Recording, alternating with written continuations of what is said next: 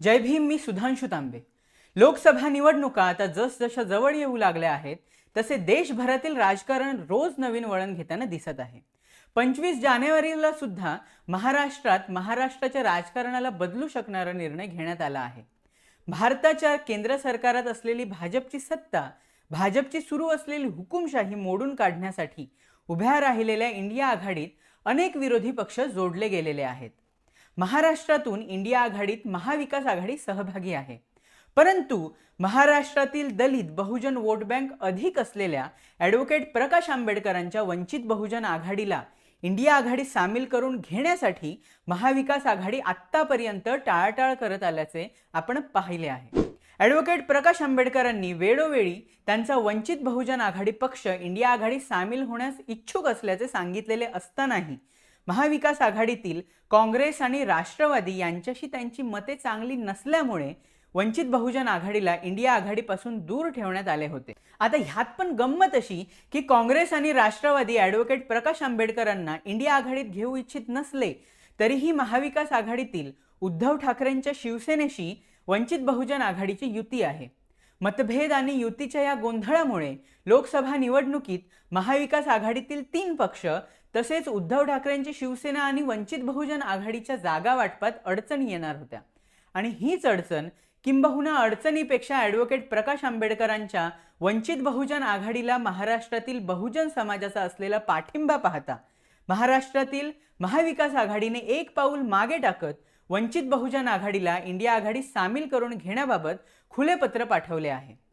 25 जानेवारी रोजी दुपारी 3च्या सुमारास इंडिया आघाडीच्या महाराष्ट्रातील घटक पक्षांची जागा वाटपाची बैठक झाली. या बैठकीची वृत्तमाध्यमांना माहिती देताना संजय राऊत म्हणाले, आज सकाळपासून आमची चर्चा सुरू आहे.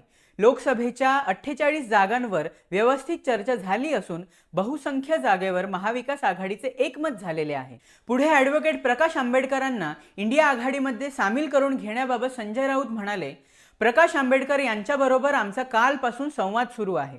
आज आम्ही त्यांना निमंत्रण पाठवले, त्यांना ते मिळाले आहे. ॲडव्होकेट प्रकाश आंबेडकर आणि त्यांच्या नेत्यांशी आमची चर्चा झाली आहे. पुढील बैठकीत ते आमच्यासह बैठकीला उपस्थित असतील. वंचित बहुजन आघाडीला महाविकास आघाडीतील एक प्रमुख घटक म्हणत इंडिया आघाडीच्या दिल्लीतील नेत्यांनी त्यांच्याशी संवाद साधला असल्याचे राऊतांनी सांगितले. पुढे वंचित बहुजन आघाडीच्या भूमिकेबद्दल बोलताना संजय राऊत म्हणाले, या देशातील लोकशाही वाचवणे, संविधानाची सुरू असलेली चिरफाड रोखणे, हुकुमशाहीच्या विरोधात लढणे आणि मोदींची एकाधिकारशाही रोखणे ही प्रकाश आंबेडकर यांची भूमिका आहे.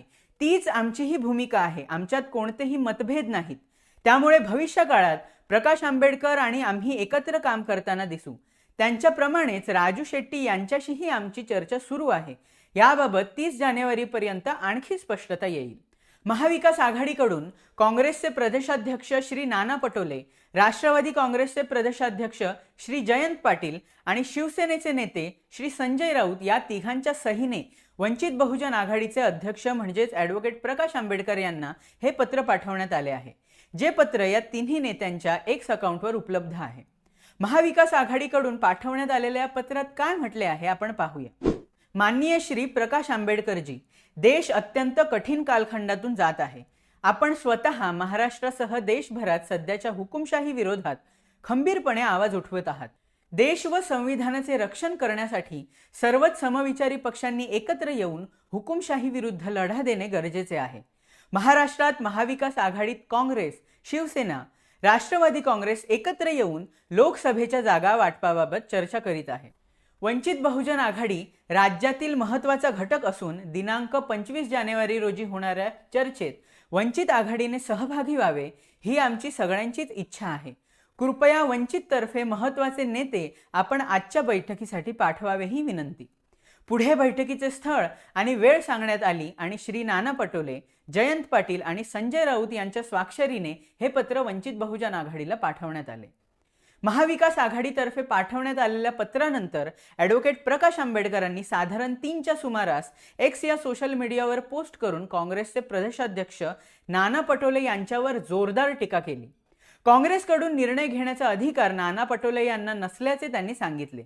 काँग्रेसचे निर्णय दिल्लीतून घेण्यात येतात, त्यामुळे वंचित बहुजन आघाडीला महाविकास आघाडीमध्ये घेण्यासंदर्भात नाना पटोले यांच्या शब्दावर आमचा विश्वास नाही, असे स्पष्टपणे प्रकाश आंबेडकर यांनी सांगितले.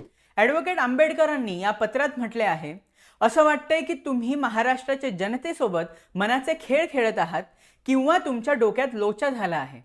काँग्रेसचे प्रभारी श्री रमेश चेन्नीथाला यांनी मंगळवार 23 जानेवारी रोजी केलेल्या विधानाची आठवण करून देत प्रकाश आंबेडकर म्हणाले, एकीकडे श्री रमेश चेन्नीथाला यांनी मंगळवारी काँग्रेस भवन पुणे येथे पत्रकार परिषदेत बोलताना स्पष्टपणे म्हटले की निवडणुका जाहीर झाल्यानंतर वंचित बहुजन आघाडीला महाविकास आघाडीत सामील करण्यात येईल, जिथे तुम्ही बाजूलाच बसला होता. पुढे महाविकास आघाडी किंवा इंडिया आघाडीबाबत निर्णय घेण्याचे कोणतेही अधिकार नाना पटोलेंना नसल्याचे प्रकाश आंबेडकर म्हणाले. तुमच्या पत्रावर स्वाक्षरी करणाऱ्या इतर 2 जणांनी त्यांच्या सोबत झालेल्या बैठकांमध्ये अगदी स्पष्टपणे मला सांगितले आहे की काँग्रेस हायकमांडने महाराष्ट्रातील युती संदर्भात कोणतेही निर्णय घेण्याचे अधिकार तुम्हाला दिलेले नाहीत. शिवसेनेसोबत झालेल्या बैठकांमध्ये मला सांगण्यात आले आहे की शिवसेना आणि राष्ट्रवादी काँग्रेस पक्ष सर्व संभाषण राहुल गांधी किंवा मल्लिकार्जुन खरगे यांच्यासोबतच करतात आणि त्या चर्चांमध्ये तुम्हाला सहभागी केले जात नाही, कारण महाविकास आघाडी किंवा इंडिया आघाडीच्या युती संदर्भात निर्णय घेण्याचे कोणतेही अधिकार तुम्हाला देण्यात आलेले नाहीत. AICC किंवा काँग्रेस हायकमांडने महाराष्ट्रात युती संदर्भात निर्णय घेण्याची परवानगी तुम्हाला दिली आहे का, असा प्रश्नही ॲडव्होकेट प्रकाश आंबेडकरांनी नाना पटोलेंना विचारला.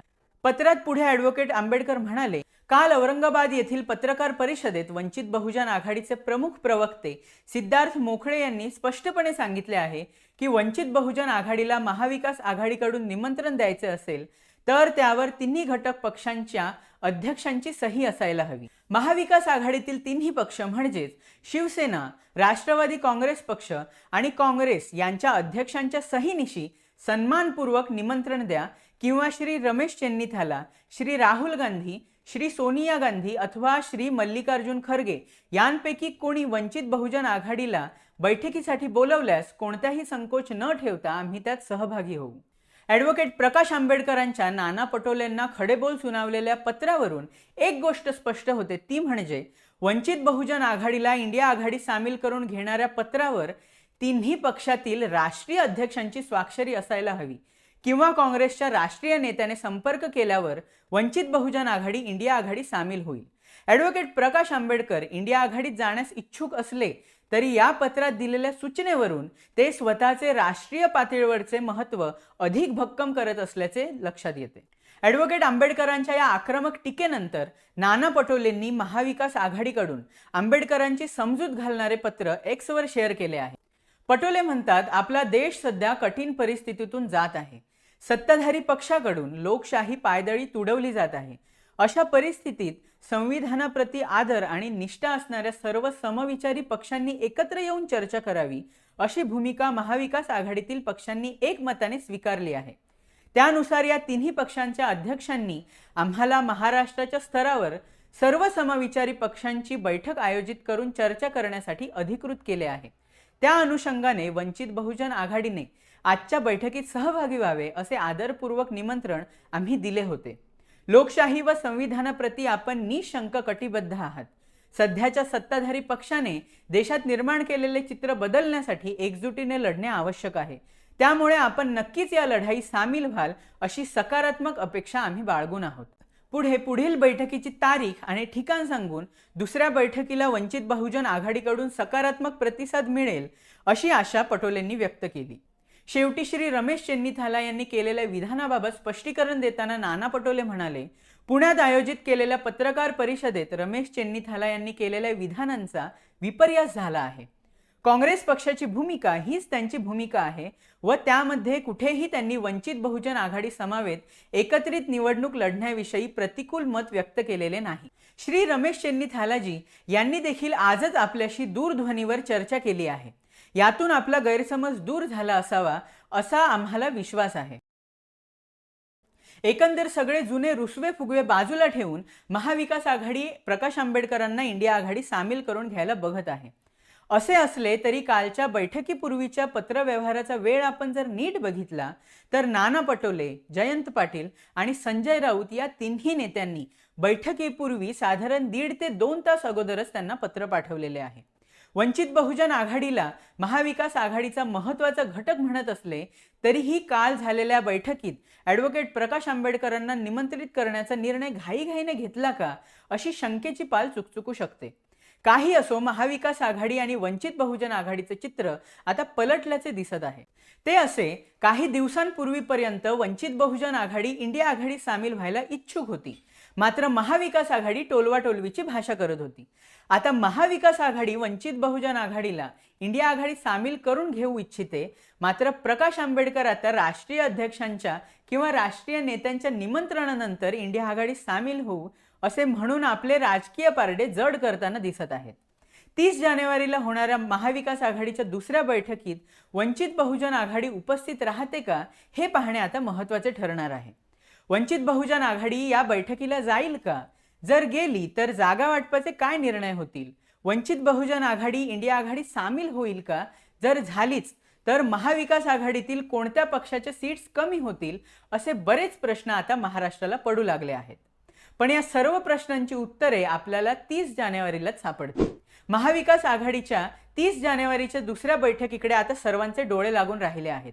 या बैठकीत जे निर्णय घेतले जातील त्याबद्दल सविस्तर बातमी तुम्हाला सत्यशोधक प्रतिशब्दावर नक्कीच बघायला मिळेल. तर ती बातमी पाहण्यासाठी आणि लोकसभा निवडणुका होईपर्यंत महाराष्ट्रात आणि देशभरात ज्या राजकीय घडामोडी घडतील त्या घडामोडी पाहण्यासाठी सत्यशोधक प्रतिशब्दाच्या YouTube चॅनलला सबस्क्राईब करायला विसरू नका. जय भीम. मी सुधांशु तांबे.